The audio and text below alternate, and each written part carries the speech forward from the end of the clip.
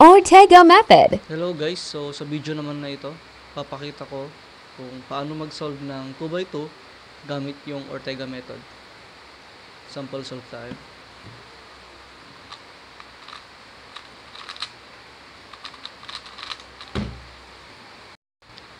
So sa Ortega, yung una kong binubuo dito or unang binubuo sa Ortega is yung isang kulay.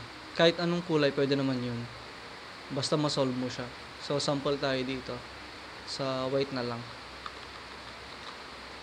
After ma-solve yung white, kahit hindi man buo tong gilid-gilid niya, okay lang yan. After nun, yung sa taas naman na kulay, which is yellow. So white tas yellow. Buo natin si yellow. Yan. After nun, meron na tayo ditong makikitang parity or PLL sa 2x2. Hindi naman siya PLL actually.